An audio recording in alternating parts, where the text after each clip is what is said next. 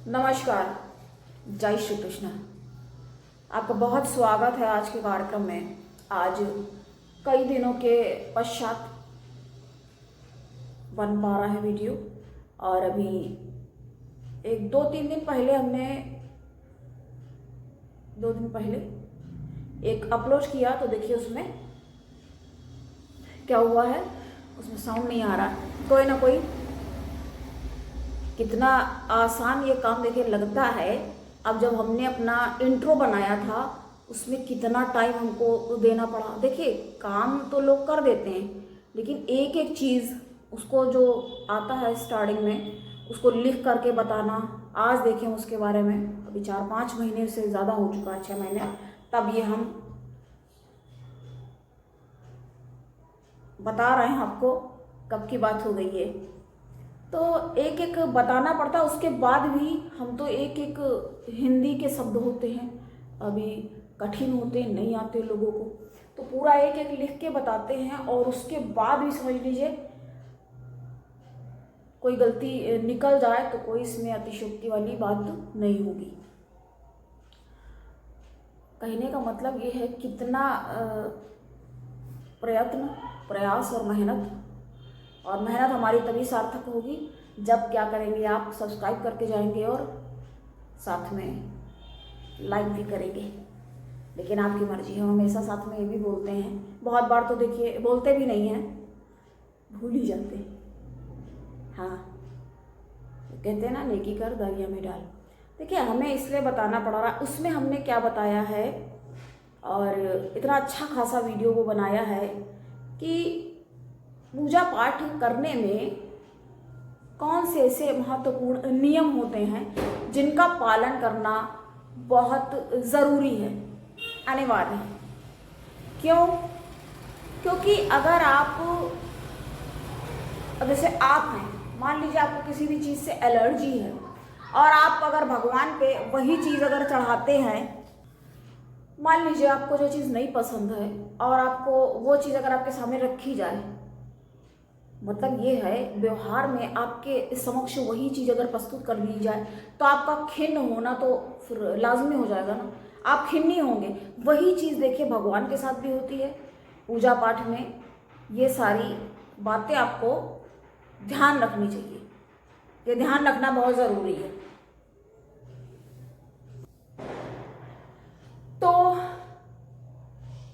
ये ध्यान रखने वाली बात है कि पूजा पाठ कैसे करना चाहिए। तो सबसे पहले हम बात करेंगे जो हमारी लक्ष्मी माता को सर्वाधिक प्रिय है और उनके भाई माने जाते हैं, शंख की बात कर रहे हैं हम। शंख जो है, शंख की ध्वनि करना बहुत अच्छा माना जाता है और पूजा पाठ जो है शंख बजाए बिना ये समझिए पूरा नहीं होता है। अब जिसको नहीं आता है उसके लिए तो वही बात है कि अब जिसको नहीं आती है कोई चीज़, कोई काम नहीं पता है, तो उसके लिए क्षमा प्रार्थी है और उसका कोई दोष नहीं लगता। कहने का मतलब ये है। तो शंख कैसे बजाना चाहिए? शंख को 3 बार बजाना चाहिए, 3 बार उसकी ध्वनि करनी चाहिए, या फिर आप 1 बार बजाते हैं तो वो भी ठीक है। तो इस तरह से शंख को बजाने का ये तरीका है। और कब बजाना चाहिए? देखिए जिस समय आप तैयारी करते हैं, भगवान की पूजा पाठ की तैयारी जिस समय आप कर लेते हैं और पूजा करने के लिए बैठ जाते हैं, यानी कि जब आप पूजा की शुरुआत करते हैं, पूजन आप शुरू करते हैं, उस समय भी आप शंख बजा सकते हैं। और या फिर आप पूरी पूजा जो भी आप पाठ वगैरह अपना करते हो वो आप कर लें और आरती कर लें, उसके बाद भी आप बजा सकते हैं या आरती के पहले। तो ये शंख बजाने का तरीका है। आपको 3 बार बजाना है, 1 बार बजाएंगे, फिर दूसरी बार बजाएंगे, फिर तीसरी बार। तो ये, और देखिए शंख कैसे होते हैं?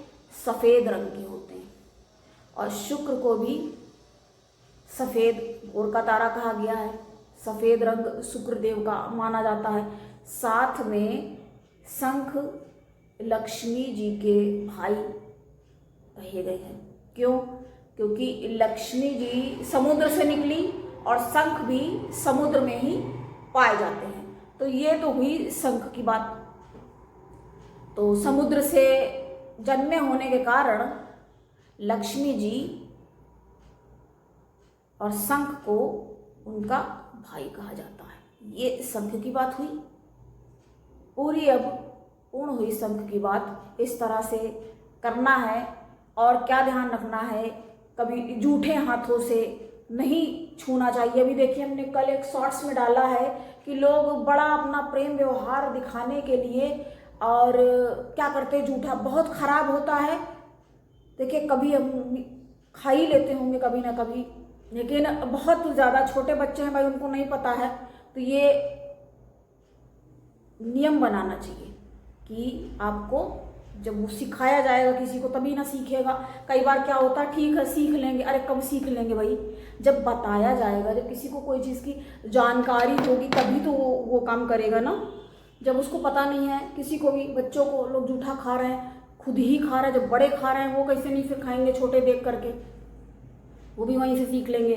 जबकि हमने बताया है, पिछले वीडियो में भी हम बता चुके हैं, पहले करीब 1-2 साल पहले से जब से बना रहे हैं, तो हमने बताया है कि कभी किसी का जूठा नहीं खाना चाहिए, ना जूठा भोजन खाना चाहिए। अगर एक बार कोई खाना खा लिया है और अगर बच जाता है, पहली बात तो इतना लेना ही नहीं चाहिए कि उस खाने की अन्न की बर्बादी हो, और अगर बच जाता है तो वो खुद भी वो नहीं खाना चाहिए, और वो बचा हुआ जूठा भोजन किसी और को भी नहीं देना चाहिए। देखिए हमें एकदम से एक बात याद आ गई, बड़ा इंसान अपना वो दिखाने के लिए, हमने एक बार अपनी ही हम बात बता रहे हैं, और मेरा, हम तो वैसे शुरू से ही हम वो रहे कि नहीं खाना है किसी का जूठा, क्यों खाओ, क्योंकि अब पता चला अगर एक का जूठा मान लीजिए खा लिया, फिर दूसरा आ गया, दूसरे का नहीं खाया, तो उसको अकारण ही बुरा लग जाएगा, मतलब बेबात की बात फैलेगी। दूसरे का खा लिया, फिर तीसरा पता चला चलाया, तो बेवजह की समस्याओं को निमंत्रण क्यों देना भाई।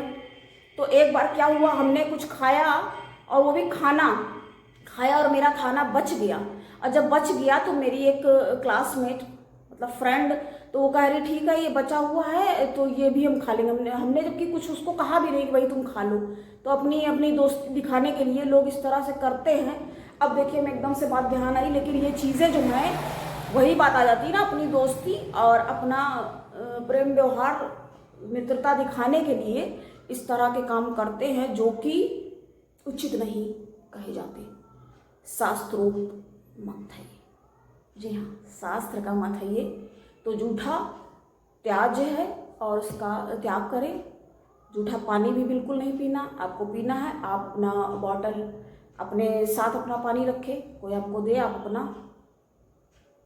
रखें या आप ले करके पी लें, ये ध्यान रखने वाला है। हम बात देखिए पूजन की कर रहे हैं, ये भी बात एकदम से, क्योंकि हमने कल ही अभी बताया है ना इसके बारे में, इसलिए हमें लगा कि बता देते हैं इसके बारे में थोड़ा सा। और अब वही बात आ जाती है ना, पता नहीं कौन लौट करके चैनल पे आ रहा है, इसने देखा या नहीं देखा, हाथ लगा या नहीं, सब्सक्राइब नहीं कर रखा तो पता नहीं मेरा वीडियो आपके हाथ लगा या नहीं, और आप किसी बहुत ही आवश्यक जानकारी से चूक जाए, ऐसा हम नहीं चाहेंगे।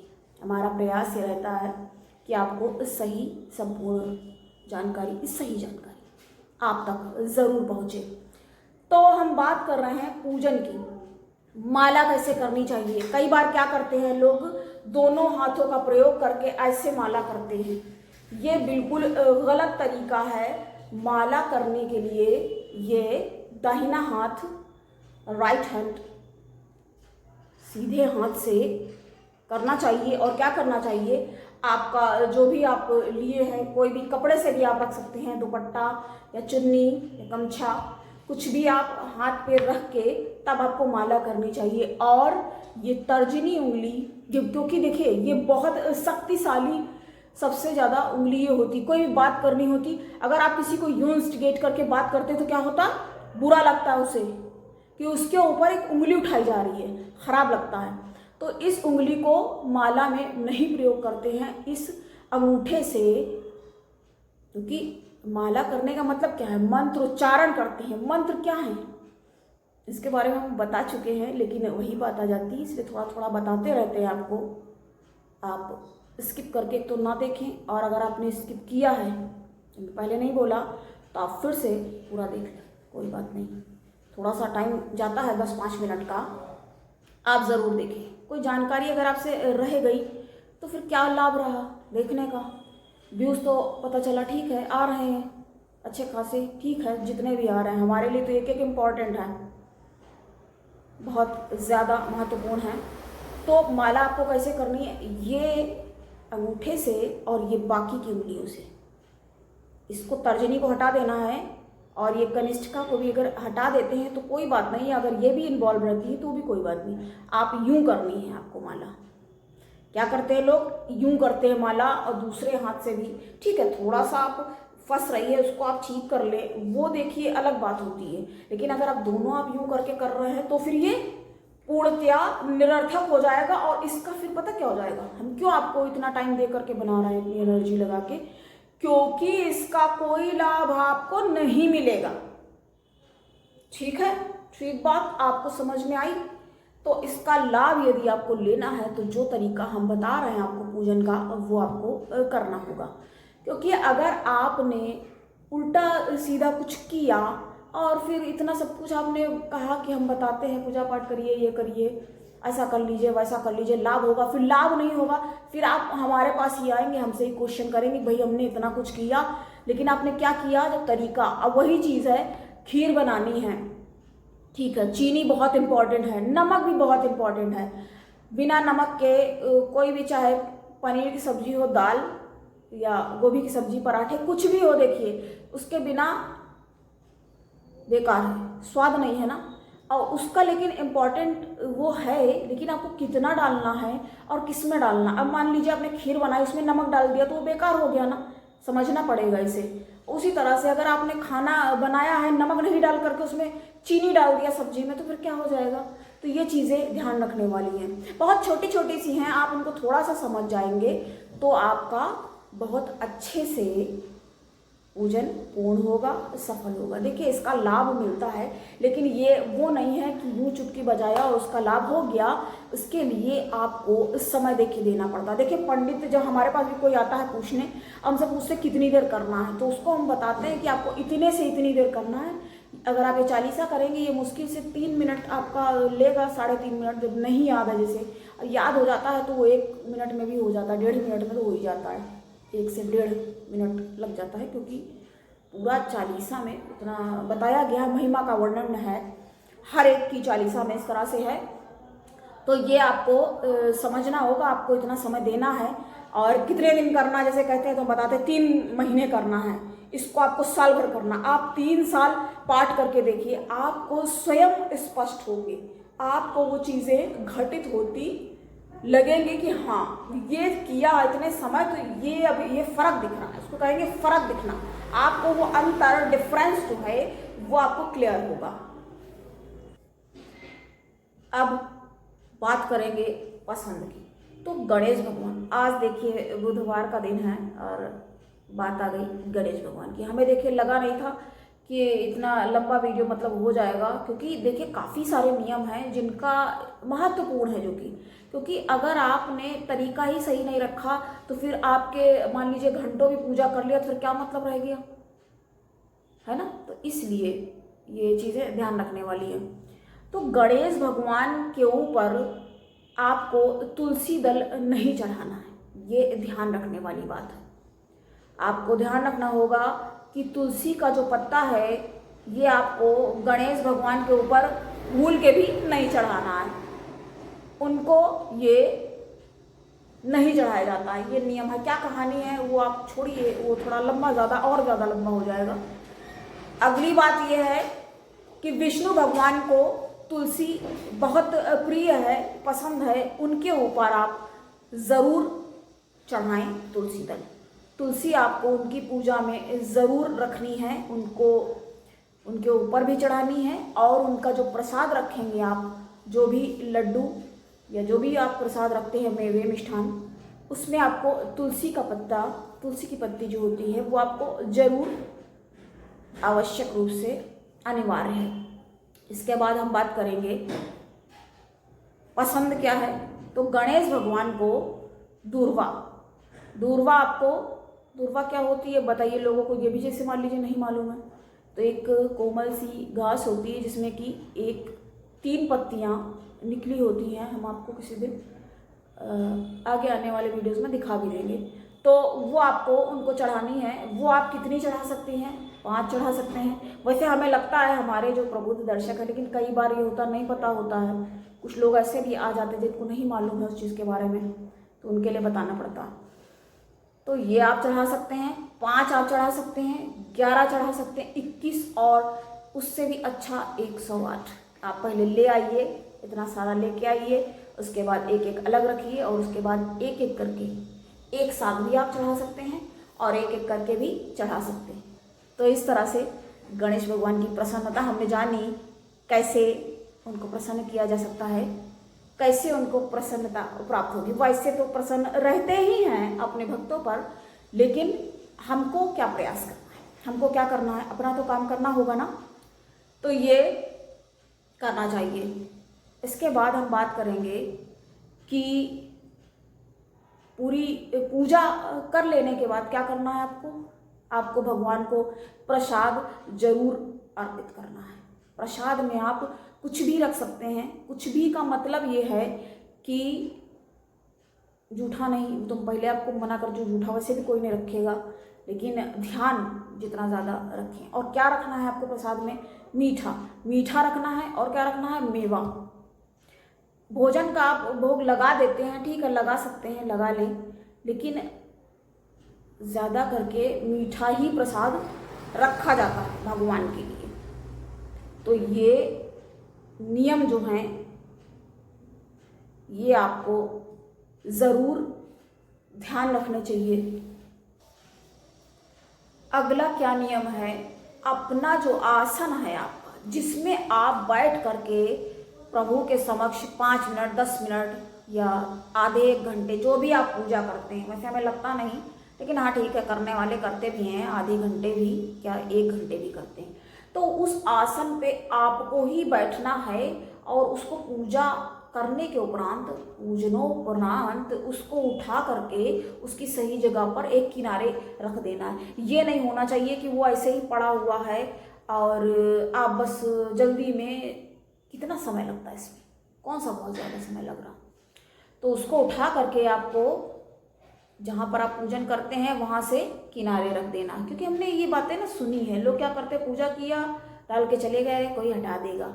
तो इस तरह से ये उपेक्षा का पात्र नहीं है। जिस पे आप बैठ करके भगवान का नाम ले रहे हैं, ये आपको ध्यान रखना है। इसके बाद एक आपको नियम बना लेना है, पूजा करने के लिए जो वस्त्र होते हैं, भगवान को तो आप नए वस्त्र अर्पित करते हैं। अब नया पहन के अगर पूजा करते हैं बहुत अच्छी बात है, नए कपड़े पहनकर पूजा करना चाहिए, लेकिन रोज तो नहीं। तो पूजा के रोज तो नहीं हो सकता ना, नया रोज कोई नहीं लेता है जल्दी से, कोई भी नहीं लेता है।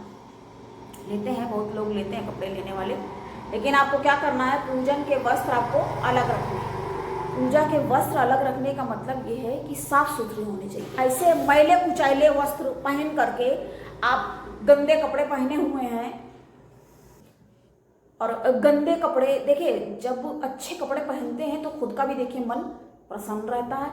गंदे कपड़े पहने हुए हैं, धूल मट्टी के बाहर से ही पहन के आए हुए हैं, चलो ऐसे ही बैठ गए पूजा करने, हाथ पैर मान लीजिए धो भी लिए, वैसे बैठ गए, तो वो भी सही नहीं है ना, ये तरीका उचित नहीं है। तो क्या करना है आपको, धुले हुए वस्त्र साफ, चलिए प्रश्न भी किए हों तो आपको साफ सुथरे वस्त्र पहनने, ठीक है। जब साफ वस्त्र पहन करके बैठेंगे तो मन भी एकाग्र होगा, और पूजा में एकाग्र होकर मन लगेगा, तभी आप अच्छे से पूजन पूर्ण कर पाएंगे। तो ये आज हमने आपको कुछ नियम बताए हैं, अभी और भी ये मेन ऐसे हैं, ये मोटे मोटे बातें हैं जो बिल्कुल हर एक को, देखिए हर प्राणी को ये ध्यान रखना चाहिए। क्योंकि आप अपने इस सनातन धर्म में अगर आपको इतनी भी चीज़ें, अभी हमने सच कह रहे हैं, सच ही कहेंगे, देखिए रोज आकर के कोई गलत बातें नहीं बता सकता, लेकिन क्या है कि कुछ लोग इतना, मतलब जरा सा पता नहीं क्या पढ़ लेते, इनको किसने अधिकार दे दिया और पता नहीं क्या बताया करते हैं यहाँ करके, यहाँ इतना इतना समय देने के बाद भी। लेकिन अपना जो काम है वो तो करना ही है, बाकी जिसको जो करना है, जिसके जो हाथ लगेगा वो देखेगा जानेगा, लेकिन उनसे, ऐसे लोगों से बचने का ही प्रयास करना चाहिए। तो ये नियम आपको ज़रूर से फॉलो करने चाहिए, मानने चाहिए। मतलब इतना तो आपको करना ही होगा, क्योंकि अगर आप ये नहीं करते हैं, अरे ठीक है, तो फिर भगवान भी कह देंगे फिर ठीक है ना। तो पसंद का काम करिए, जो उनको पसंद है, प्रिय है। और ये तो कुछ बहुत ही, ये बहुत छोटे छोटे से नियम हैं, इनको आपको ज़रूर से ध्यान रखना चाहिए और इसका लाभ लेना चाहिए। जी हाँ, इससे ही लाभ होगा, क्योंकि अगर आप यूं ही अगर कर रहे हैं, कोई नियम नहीं है, तो फिर क्या हो जाएगा, तो लाभ नहीं होगा। तो फिर आप एस्ट्रोलॉजिस्ट स्वाति त्रिपाठी के पास आएंगे। तो अगर आप कुछ पूछना चाहते हैं तो आप कमेंट्स में पूछ सकते हैं, या पर्सनली अपॉइंटमेंट लेके मिल सकते हैं, बात कर सकते हैं फ़ोन पे भी, टेलीफोनिक कंसल्टेंसी। हमें देखिए याद है, हमने आपको बताया है एक सीरीज़, हमने कई वीडियो बनाए हैं, कुछ बने हैं अभी हमें और भी थोड़ा बताना है उसके बारे में। जो हमने बताया आपको प्रतियोगिता परीक्षा की तैयारी के लिए IAS, PCS, IPS, और एक उसमें और कहेंगे जज का, जो जुडिशियल जो जज का एग्ज़ाम है, उसके लिए कैसे प्रिपरेशन करना चाहिए, हम आपके लिए बहुत जल्दी उसके लिए भी बताएंगे और शीघ्र ही हाजिर होंगे। तो आज के लिए इतना ही। और हाँ, जिनका भी आज जन्मदिन है, उन सभी को जन्मदिन की ढेर सारी बधाई। तो अब मुझे दे आज्ञा, मिलते हैं फिर नेक्स्ट वीडियो में, तब तक के लिए नमस्कार, जय श्री कृष्ण।